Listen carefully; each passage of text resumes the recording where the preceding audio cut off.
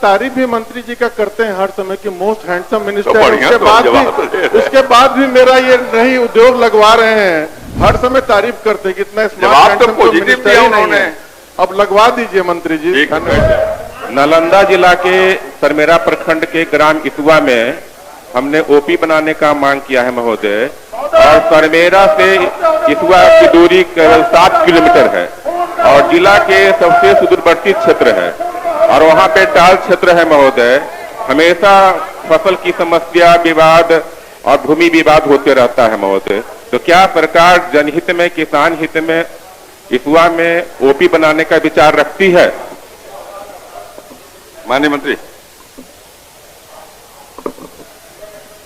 उत्तर स्पष्ट दे दिया गया है, कोई ओपी बनाने का कोई प्रस्ताव नहीं है।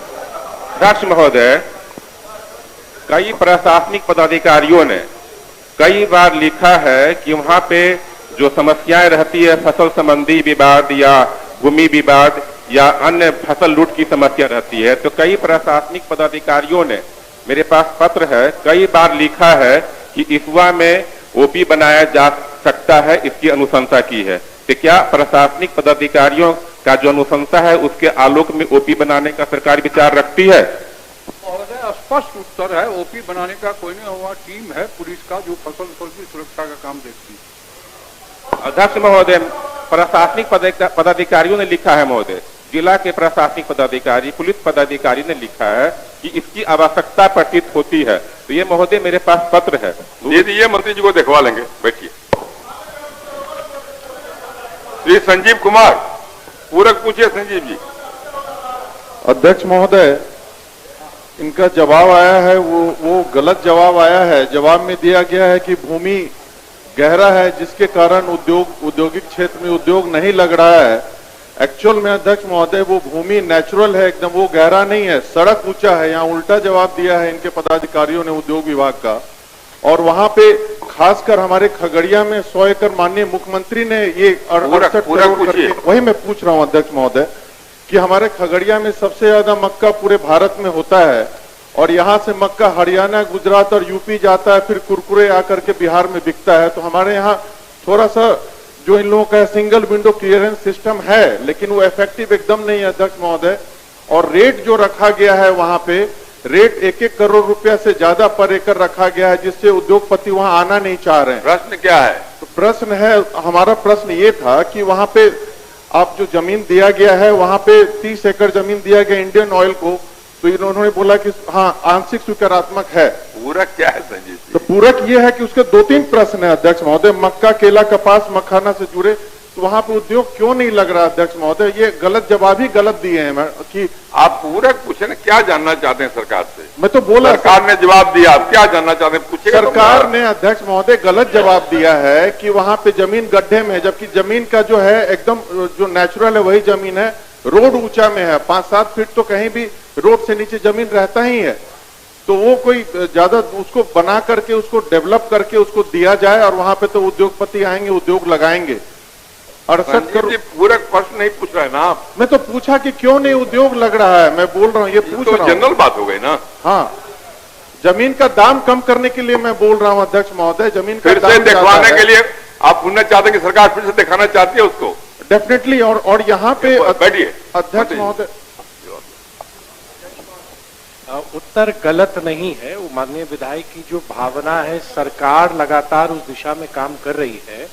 और माननीय सदस्य को मैं जानकारी दे दूं कि इसी सदन में माननीय उप मुख्यमंत्री जी जो वित्त मंत्री के तौर पर 3 मार्च को उन्होंने बजट प्रस्तुत किया, उसमें फूड प्रोसेसिंग की नई पॉलिसी बनाने की भी उन्होंने घोषणा की है। तो जो माननीय सदस्य का प्रश्न है वो फूड प्रोसेसिंग सेक्टर से जुड़ा हुआ है। तो हमारी जब नई नीति आ जाएगी तो स्वाभाविक रूप से निवेशक आकर्षित होंगे।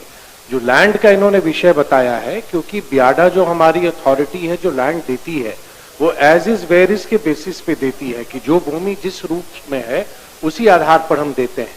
2023 के मंत्रिपरिषद के निर्णय के बाद ये 100 एकड़ भूमि हस्तांतरित हुई है और बीपीसीएल द्वारा जो इच्छा व्यक्त की गई थी, बाद में भी चाहे वो एनएच ऊंचा है या सड़क ऊंचा है या लो लैंड है, उस पर भी हम निर्णय ले रहे हैं।